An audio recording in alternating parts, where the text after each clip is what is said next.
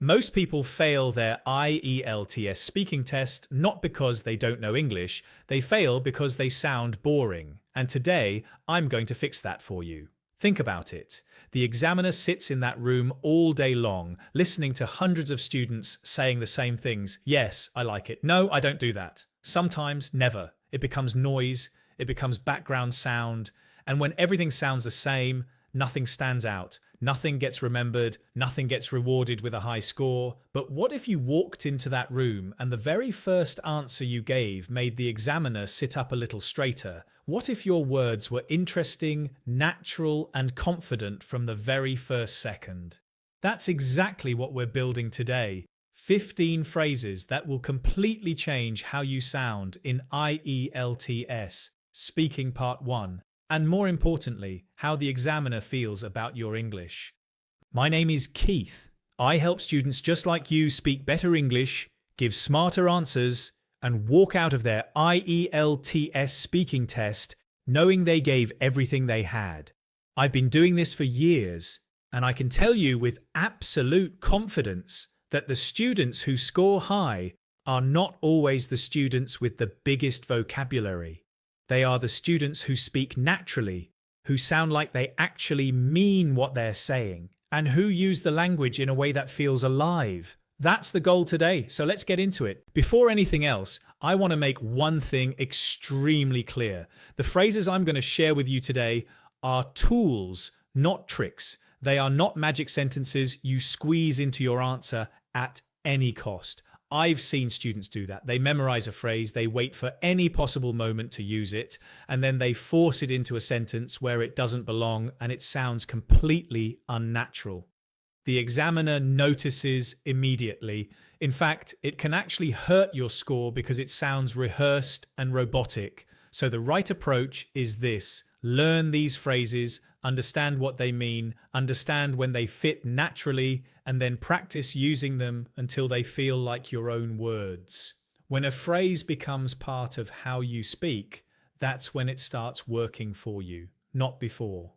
Now, IELTS Speaking Part 1 is really about first impressions. It's the opening of the test, it sets the tone.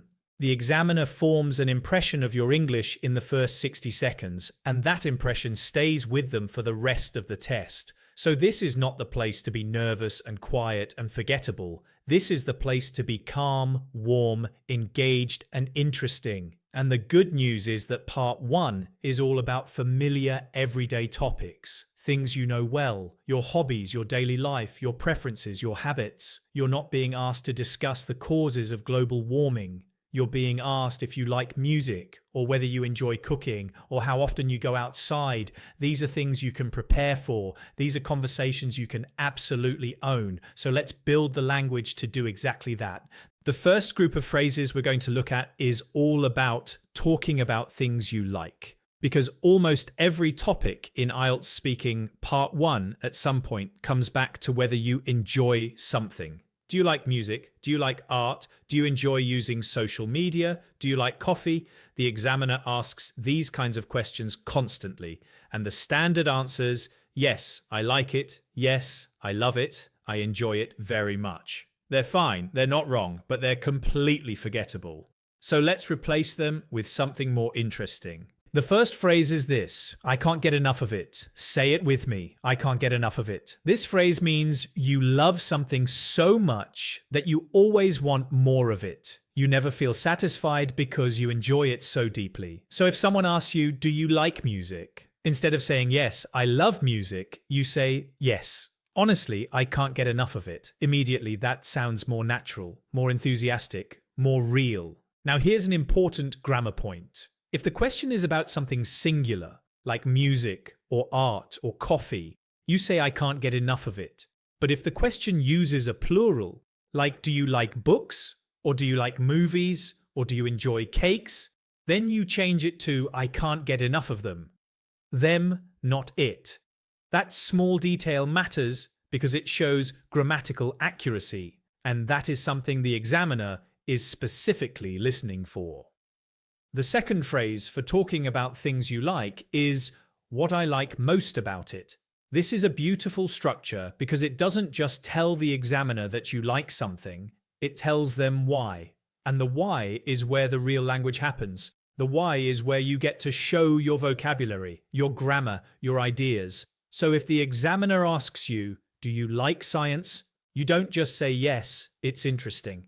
You say, yes, what I like most about it is how it helps us understand the world around us. Last week, I was reading about solar panels and the way they're being used to reduce carbon emissions, and I found it absolutely fascinating. Do you hear how much richer that answer is? You've given an opinion, you've given a reason, you've given an example, and all of it flowed naturally from 4 words, what I like most about it. Practice starting your answer with that phrase and see how naturally everything else follows. The third phrase for this category is, I love that it allows me to. This is a slightly more complex structure, and that complexity is exactly what earns you points. Because when the examiner hears a sentence like this, they hear someone who has control over the language. They hear someone who can construct ideas in an organized, sophisticated way. So let's see how it works. Do you like social media? Yes, I love that it allows me to stay connected with my family and friends at the press of a button. Do you like coffee? Yes. I love that it allows me to wake up feeling sharp and ready to take on the day. Be on the ball, as they say. To be on the ball, by the way, is a great idiomatic expression that means to be alert, focused, and quick thinking in any situation. Slipping in an expression like that naturally, not forced, just naturally, is exactly the kind of thing that pushes your score higher. Now let's move to the second group, which is about talking about things you're good at, or not so good at. The examiner might ask you, do you cook? Do you swim? Are you good at drawing? Are you good at playing sports? And again, you can say yes, I'm good at it, or no, I'm not good at it. But let's do better than that. If you want to say yes, I'm good at something, try this phrase, I have a knack for it. I have a knack for it. A knack is a natural talent or a special ability for something. It sounds confident, it sounds fluent, and it sounds like someone who has a real command of the English language. So if someone asks, are you good at cooking? Yes, actually, I'd say I have a bit of a knack for it. I enjoy experimenting with different ingredients and trying out new recipes. Notice how that phrase opens the door to a longer, more interesting answer. That's what good phrases do. They don't just answer the question, they invite you to keep talking. And what about when the answer is no, when you're not good at something? Instead of saying no, I'm bad at it, try this. I'm hopeless at it. I'm absolutely hopeless at it. Hopeless means you have no ability whatsoever. It's a bit dramatic, which makes it memorable, and it's completely natural in spoken English. So if the examiner asks, are you good at singing? You can say, honestly, I'm hopeless at it. I genuinely cannot hold a note to save my life.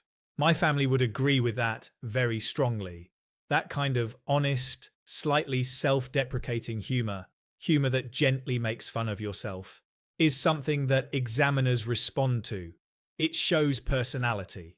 It shows fluency. It shows you're comfortable with the language. Now let's talk about how often you do things. This is another extremely common area in IELTS Speaking Part 1. The examiner might ask, do you play football? Do you read books? Do you look at the stars? Do you sing? And they're really asking how often. And you can answer with simple adverbs. Sometimes, usually, never, rarely. Those work fine. But let's expand your options and make your answers more colourful. Instead of sometimes, try from time to time, or now and again, or my personal favourite, every once in a while. So if someone asks you, do you read books? You could say, every once in a while, yes. When I find something that genuinely grabs my attention, I can read for hours. These phrases all mean the same thing as sometimes, but they sound far more natural and varied. Using different ways to express the same idea is actually a key marker of language proficiency. The examiner is listening to whether you have a range of vocabulary and expressions, or whether you use the same words over and over. Showing that range is one of the fastest ways to push your score up. Instead of usually try more often than not, more often than not. So if the examiner asks, do you exercise? You could say, more often than not, yes. I try to go for a run in the mornings, especially when the weather is good. Simple, natural, and much more interesting than just saying yes, usually. And instead of saying I never do that, try this phrase. I'm not in the least bit interested in that. I'm not in the least bit interested in it.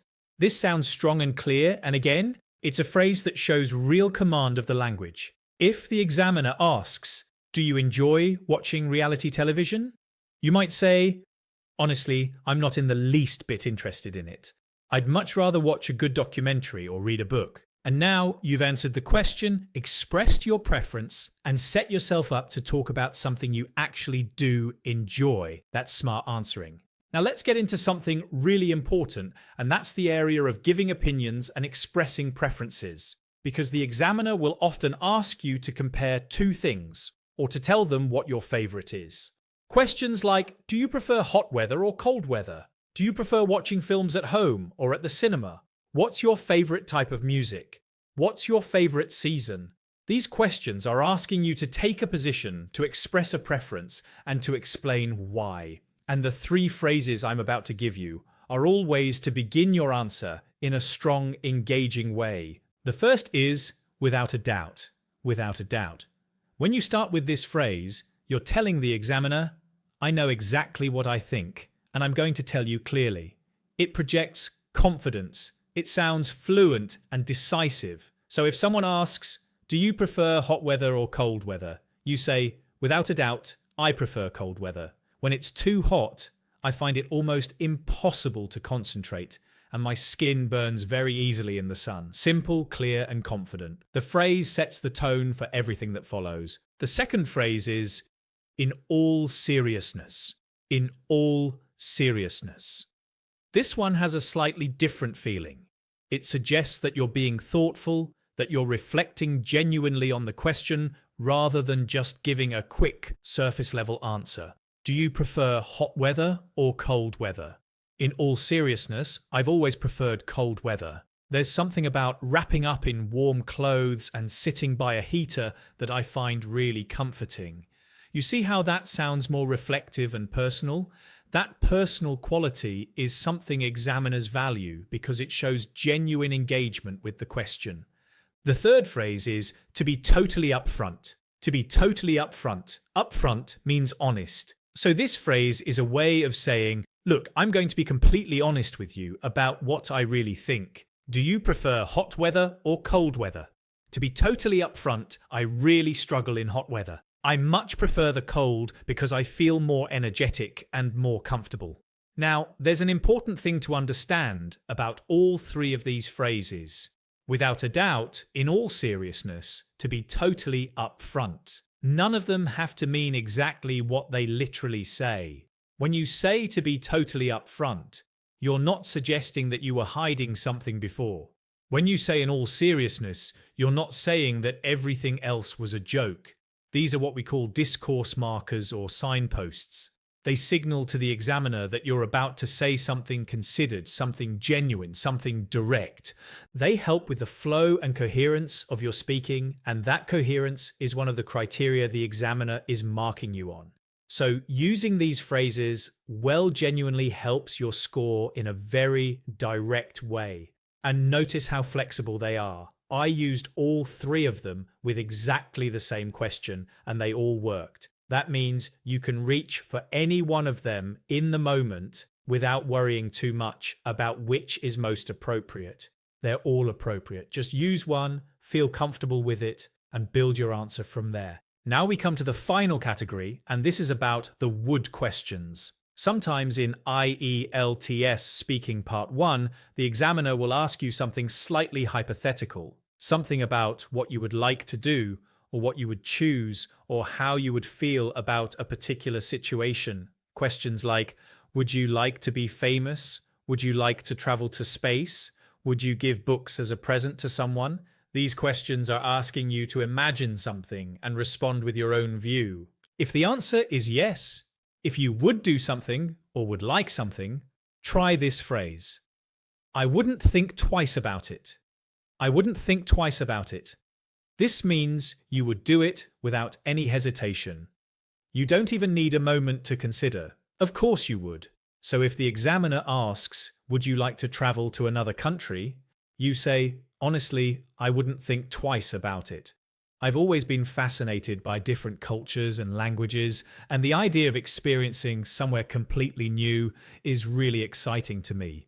That phrase communicates enthusiasm and decisiveness, and it opens into a natural, flowing answer. But what if the answer is no? What if there's something you absolutely would not do? Instead of just saying no, I wouldn't, try this. Not for the love of money. Not for the love of money. This is a wonderfully expressive phrase. It means even money could not convince me to do this. Even the greatest reward imaginable would not change my answer. So if the examiner asks, would you like to be famous? You could say, honestly, not for the love of money. I value my privacy far too much, and the idea of having cameras following me everywhere sounds like an absolute nightmare. That answer has personality, it has vocabulary, and it has genuine feeling behind it, which is exactly what great IELTS speaking answers have. You'll sometimes also hear the phrase, not for all the money in the world, which is very similar. Either one works. But I personally love not for the love of money because it sounds a little different from what most students say. And that difference is what helps you stand out. So let's bring all of this together and think about how you actually move forward from here. You now have 15 phrases across 5 different categories. Things you like, I can't get enough of it. What I like most about it, I love that it allows me to. Things you're good at, I have a knack for it. I'm hopeless at it. How often you do things, from time to time, now and again, every once in a while, more often than not, I'm not in the least bit interested in it. Giving opinions and preferences, without a doubt, in all seriousness, to be totally upfront. And the would questions, I wouldn't think twice about it, not for the love of money. But knowing these phrases is just the beginning. The real work happens in practice, because fluency is not about memorizing a list. Fluency is about making the language your own until the words come out naturally, automatically, without you having to search for them in the middle of a sentence. And the only way to get there is to practice. Every single day, even for a small amount of time, practice is what builds that natural fluency. Here's how I suggest you do it. First, get a list of common IELTS Speaking Part 1 questions. There are plenty available online. Go through them one by one and try to identify which of these phrases could fit naturally into your answer. You'll start to see patterns. You'll start to feel where each phrase belongs. Then practice giving the answers out loud, not in your head, out loud. Because speaking is a physical skill as much as it is a mental one. Your mouth, your breath, your pace, they all need practice too. Second, if you can, find a practice partner, someone who is also preparing for IELTS, or someone who wants to practice English speaking with you. Go through the questions together, use the phrases, give each other feedback. 2 people working together can catch things that one person alone would miss. You'll hear each other, you'll help each other, and you'll make progress faster. Third, and this is the most powerful option, work with a teacher. A teacher who can give you real, personalized, quality feedback on your speaking. Someone who can hear where your pronunciation needs work, where your answers are too short, where you're repeating the same vocabulary, where a phrase you're using sounds slightly off. That kind of feedback is absolutely invaluable when you're preparing for IELTS. You cannot get it from a textbook or a video alone. The key thing I want you to take away today is this. Speaking naturally is not something that happens suddenly one day. It's something that builds gradually, day by day, through consistent effort and practice. Every time you open your mouth and practice, the language becomes a little more familiar, a little more automatic, a little more yours. Every day that you practice, you get slightly closer to the score you're working toward. And that consistency, that daily effort, is what separates students who reach their goal from students who never quite get there. So start today, not tomorrow, not after the weekend. Today, pick one phrase from this video, find a question that fits it, and practice your answer out loud. Do it 5 times. Do it 10 times. Make that phrase yours. Then tomorrow, pick another one. Build on it slowly, steadily, and with real purpose. You already have the determination. You're here, you're watching, you're learning. Now all you need is the practice. Go and get it. I'll see you in the next one.